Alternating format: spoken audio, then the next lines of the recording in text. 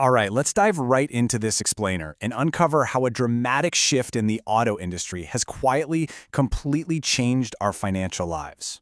For decades, the way we bought cars followed a really simple, safe formula.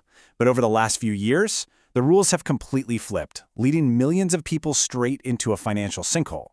So today, let's break down this car payment trap that no one seems to be talking about, why it's so incredibly dangerous, and exactly what you can do to escape it.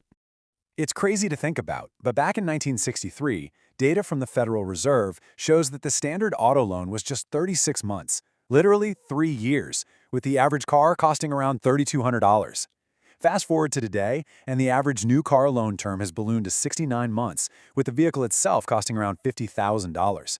We have somehow completely normalizing being in debt for nearly 6 years on an asset that starts losing value the literal minute you drive it off the lot. And it gets worse. That 69-month average, that's just the middle ground. Nearly 1 in 5 people, about 22.4%, are now taking out car loans spanning 84, 96, or even 108 months.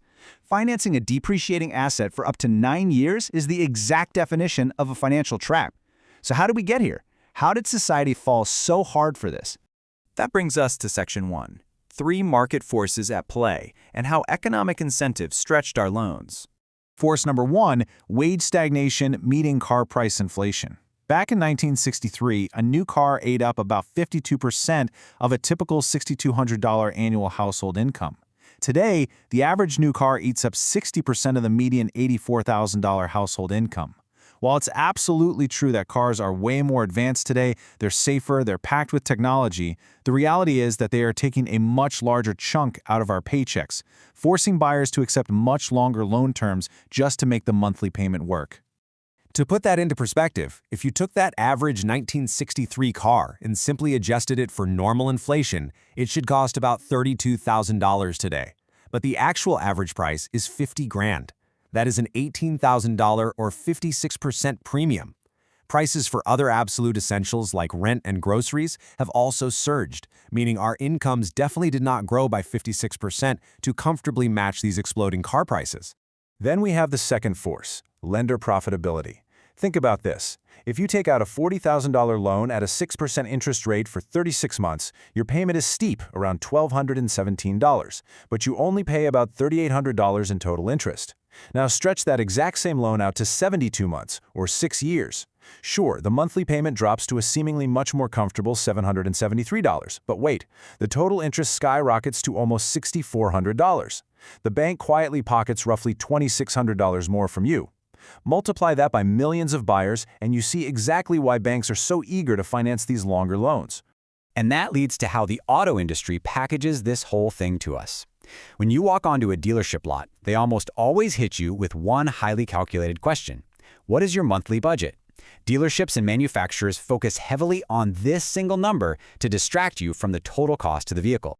Which brings us perfectly to force number 3. Longer loans help dealers sell way more expensive cars. Say you go in with a strict budget of $500 a month. The dealer has options. They could sell you a $30,000 car on a 60-month loan, or they stretch the term to 72 months and sell you a $35,000 car. Or they stretch it all the way out to 84 months and put you in a $40,000 ride.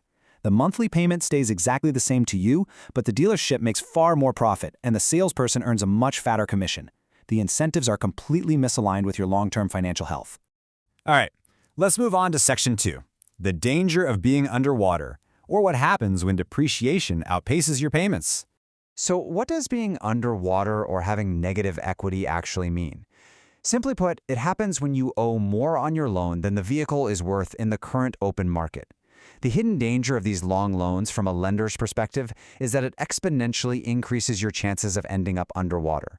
When you stretch a loan out over 7 or 8 years, you are paying down the principal balance so incredibly slowly that you just cannot keep up with the rapid rate the car naturally loses its value.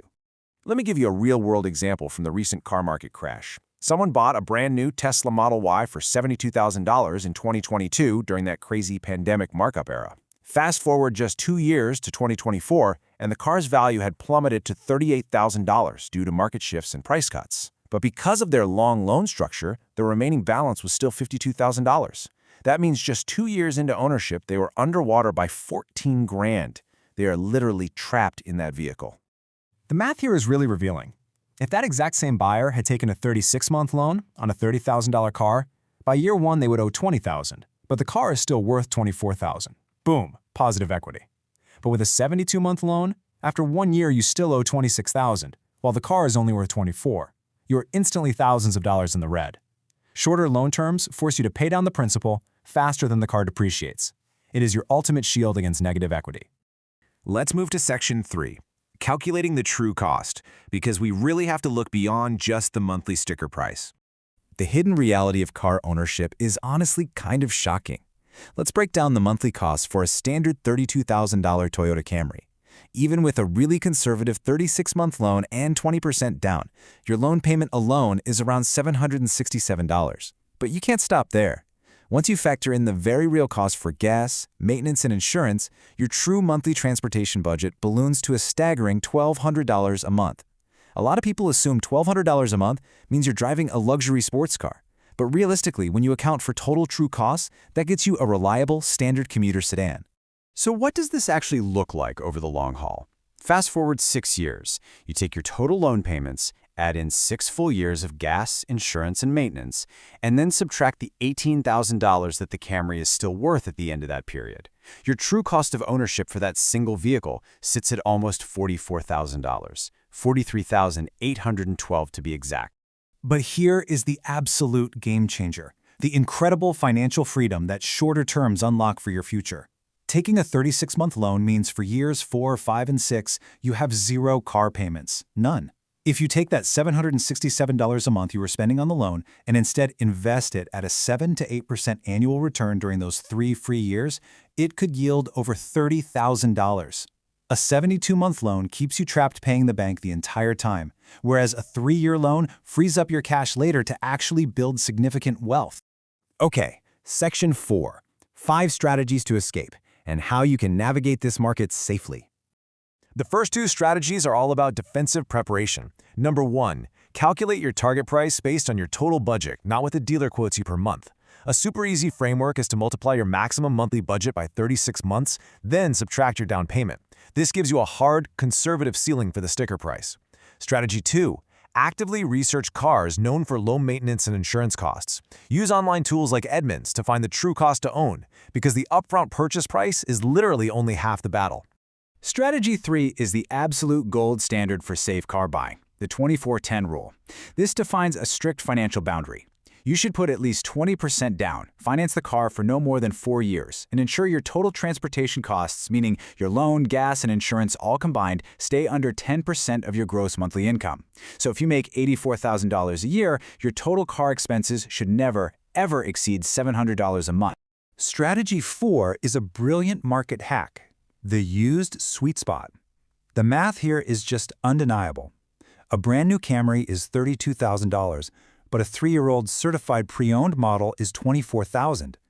By buying in that 2 to 3-year-old window, you literally let someone else pay that steep $8,000 drop in initial depreciation.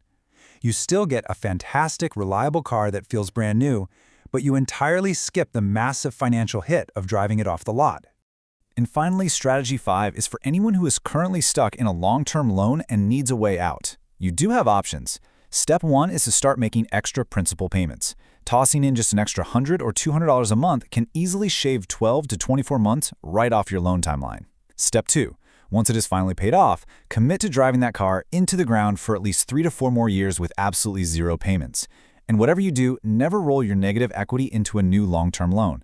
If your credit has improved or interest rates drop, look at Step 3, refinancing to a shorter 36-month term to escape the interest trap faster. Let's step back and look at the big picture. Back in 1963, taking out a 3-year loan, aggressively paying it off, and driving payment-free for years was totally normal. The auto industry has spent decades conditioning us to accept 6, 7, and even 8-year loans as standard today. But you don't have to play their game. So the question I want to leave you with is this. Are you going to accept today's normalized debt trap, or will you stick to a shorter loan, take back your financial freedom, and actually invest the rest?